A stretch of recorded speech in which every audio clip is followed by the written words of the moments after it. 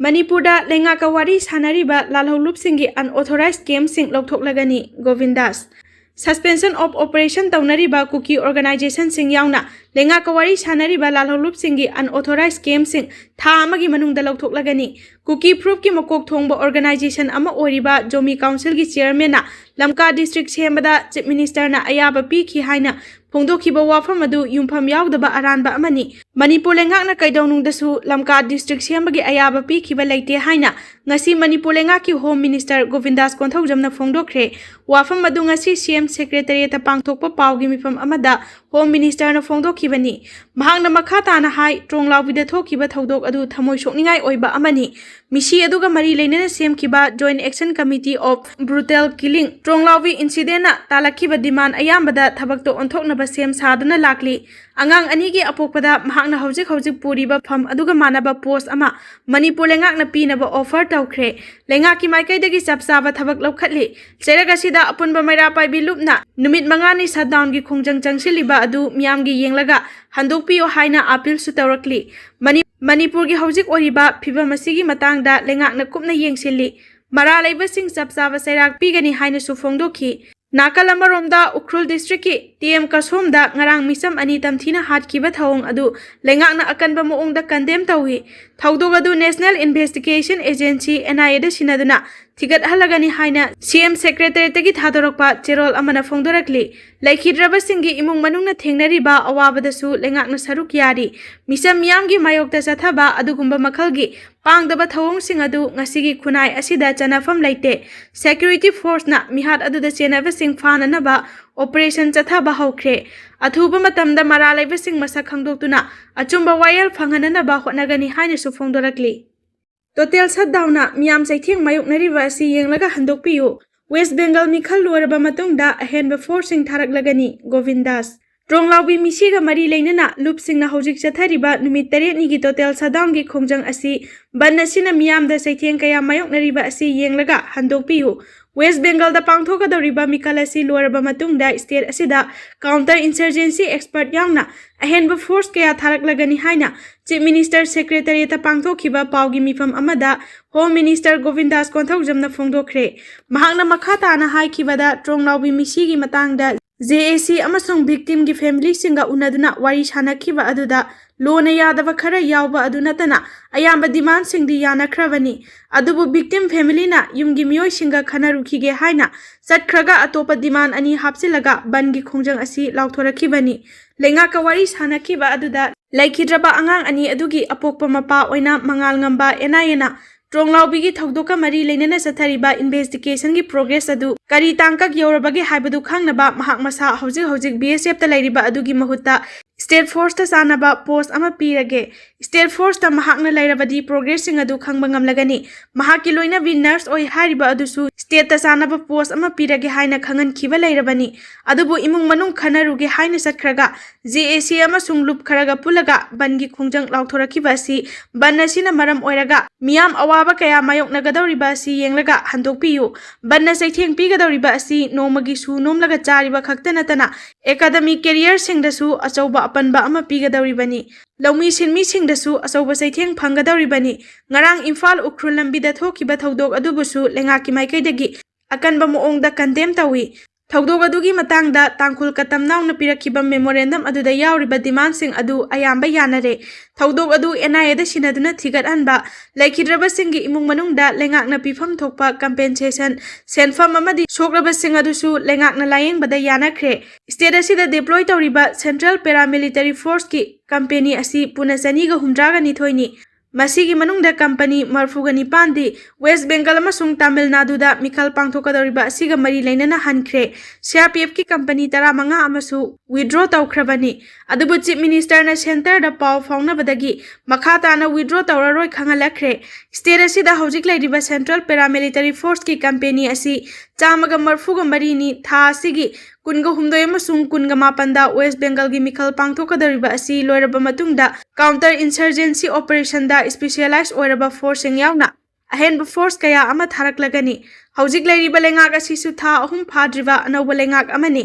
state asida tangdu leitaba phibam lehenanaba Leingakki sapsaba firep lei Leingakna paikhaliba thabak thoram sing asida miyamnasu mapung phaba cooperation pibiyu haikhre. Miyamna pukning wakhal fathabiyu SP Sivakanta. Mahusagi fibam da hanjil hananaba miyamna police da mateng pangbiyu haina Imphal West ki SP Khetrimayum Sivakanta na phongdorakli. Ngasi Imphal West Police Station gi conference hall da pangthokhiba pawgi mifam amada Sivakanta na makhata na hai haukiba numit kharani asida thoaningdaba thodok kaya thokliba asiga mari leinana Imphal manungda su rally yauna khongjang kaya changsilakli. Khongjang changchiliba adu Manipur Police na ngak sienduna lakli. Kwa Kaithel hauraga chatkiba rally amada Kaisampa traffic point yorakpada mamai leiraga halankibani. Adubu laibak thibadi haujik changchiliba tongan-tonganba khongjang singda khongjang loisingi marakta wakhal tanadabadagi security personnel singda nauri kapsilakpana singba Thouwong sing chatharakhi. Khongjang loisingda yot kaklaga nauri maru oinaba pisilakpa amadi petrol bomb na singbasu yenba thengnaba asina maram oiduna irang hena chawthokhanbani adubu security gi maikaidagidi miyamgi maraktagi pamdaba thabak sing chatharaklabasu yariba makai ingna tapna asok apan yawdanaba hotnaduna lakhibani tangai fadana nakal ani gi marakta thoaningdaba amadi pamdaba khongjang kaya sangsinnarakpa matamda security force na thokliba irang adu laksinanaba tear gas smoke bomb na singba kapasu yawki yariba makai khongjang loising soktanabasu hotnakhi haujik state asida thokliba tongan ba thodok singa mari leinena miyamna sangsilliba khongjang singda santi oina ing tapna pukning fathana sangsin binabasu SP na makha na appeal tawrakle. BJP lenga ki thabak thoram sing boycott tawragani kokomi. Coordinating Committee on Manipur Integrity Kokomina BJP lenga ki political activist amata saruk yararoi boycott tawragani haina phongdokhre wafam adu ngasi lamphel pata leiba kokomi mayai loisangda pangthokhiba pawgi mifam amada kokomi gi convener YK Dhire na phongdokhibani mahangna makhata na hai kumsing lisingani kulhumdagi me ahumdagi Manipur da satharagliba irang asina maram oiraga pirakliba saitheng asi miyamda khanghanba mathau tai lenga ki phampariba lusingba singna aranba wari liduna kanglup ani gi marakta thokpa irang ni haina lana uhanana ba hotnari kokomi nadi irang asi Indiana thokanbani haina phongdoktuna leikhrabani makhoina sinba proxy war ni aphaba makhalgi khulai matik sana paiba singna misamgi yummai thaba amadi mioi kaya hatpana singba attack sing chathaduna lakli maduda central force na tumina yengduna leiriba karigino proxy war chathaduna lakli basi hojik fawa laksin bangamdana leiri Kuki militants singi mathakta crackdown tawraba matamda irang asi loisinba ngamgani wai khemchana lusingba anauba lengak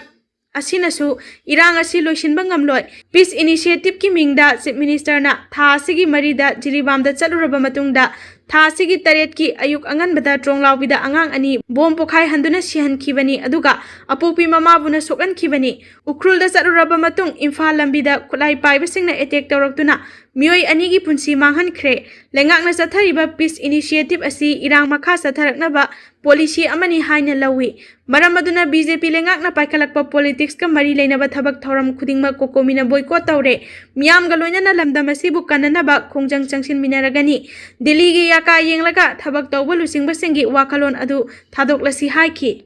thokliba thokaningdaba thodok sing CM gi outreach visit matungda oibana khongchat singasi wahanthok leite Congress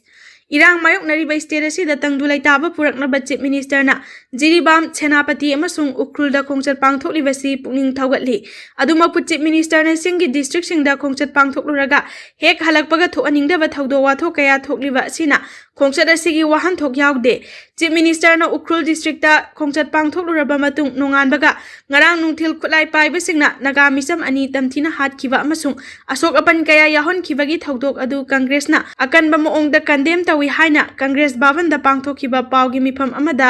MPCC gi spokesperson Dr. Ratan Kumar na phongdorakre mahangna makha tana haikibada thokliba misi minagi thodok sing asigi matangda thigatnaba NIA da sinaragani amasung ex gratia piragani haina loisinba yagadra state asida chahi ahumlom tangdulai taba phibam lakhidaba asina miyam awaba phibam ama mayoknaribani BJP MLA minister singi marakta Haikhre chingda chatli noina kiraga chachadabani haiba wangang phongdoklibadu yamna immature oiba angang masagi Thouwong ni Haikhre na chatpa karisu tawde haina chatlubadagi hojik kari thokle Manipurda hojik oriba phiba masida center na yengliba mityeng asisu peningai oide Jammu Kashmir da thokpa thodok singdana surgical strike singba chathari aduga Manipurda thokliba terrorism gi oiba thabak Thouwong singa sidana karigumba thabak amata faikhatte tronglawbi gi laibak thiba thodok asi thokiba ngasi numit kayani sure thawdok aduda chenaba miyoi kaya pharabage thokliba yamna inhuman oiba thawdok sing asida India gi Prime Minister amasung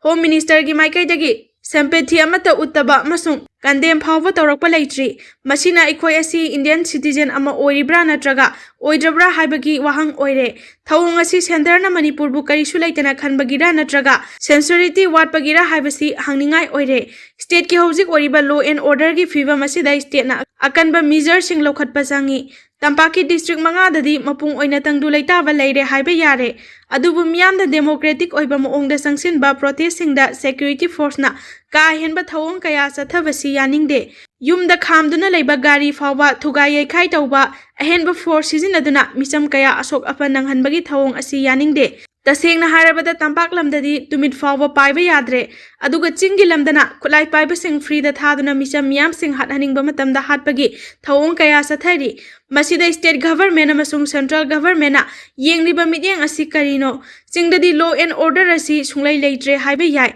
maram aduna lenga ki maikai dagi leiriba irang asi mafung fana laksinana ba amasung law and order maintain tauna ba ahenba measure sing lokhatpa changi loinana lenga ki oiba chapchaba policy amagi makhada lokhatfam thokpa thabak sing ningthina lokhatuna miyamda leiriba trust deficit asi lokthokna ba hotna ba changi Chief Minister na Shanti Thamnabani haiduna chingi lamda khongchat pangthokliba asisu ID chingda chatpanga mi haibagi utnaba tawba aduga madugi kanaba wahai leitabana khongchat asisu wahanthok yaudaba amani haina lawi haikhi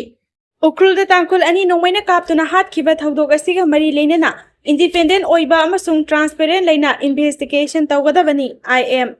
ngarang numit yung matung pung ani makhairom tarakpa matamda Ukrul district ki Litan Police Station gi manung chanba Imphal Ukrul lambi gi TM Kasom Khul Mayada Kuki militant singna lambi asida lakpa gari manga da nongmai kapsin duna sathakhiba attack ta khunja misam ani hatkhiba thawdok adubu akanba maongda naga phuruk ki achauba lalholup ama oriba National Socialist Council of Nagalim Isak Muiba Nscn IM na condemn tawbuga loinana thawdok adu suspension of operation suda laiba Kuki militant group singna nungsi haitana satharakhiba attack ni ngarang tangkhul ani nongmaina kaptuna hatkhiba thawdok asiga mari leinana Independent oiba amasung transparent leina investigation tawgadabani haina phongdorakli loop asigi Ministry of Information and Publicity IMIP na thadorokpa cherol amagi matung ina Nscn GPRN thodok aduda laikhidraba singnaw sang soungna tasar village amasung jaruingam bhasum kharasom CC village singasi Imphal dagi Ukrul tamna lakpada Taulen Kuki Khul manakta militant singna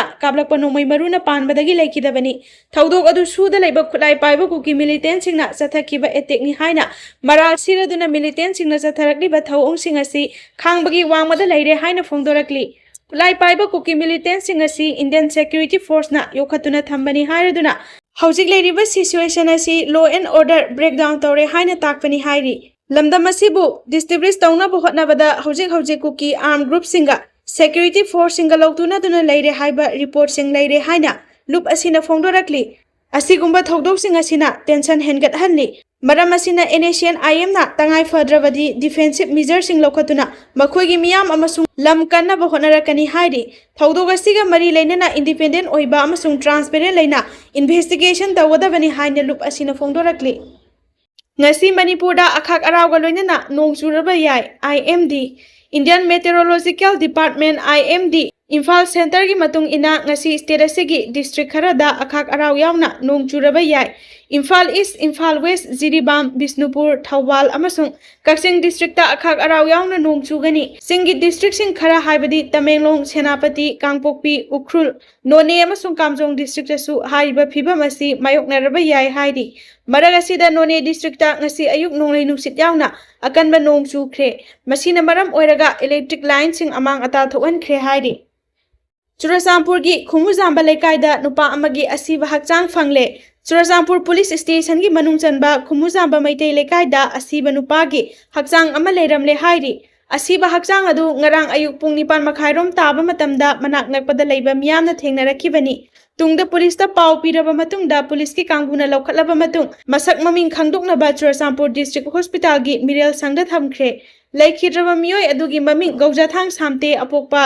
Sinkhanthang Simte Kawi, Churachandpurgi Kangka Village Tagini Haidi, Mahak overdose Oiduna Sibo Uramaya Haina Tazanari, Adam Oinamak Hausik Faubugi Oinadi, Mio Adum Matau Karamna, Shiram Nibano Haibagi Chapsana Khangbangamdri, Churachandpur Police na UD case Amasulokhat Kre Haidi.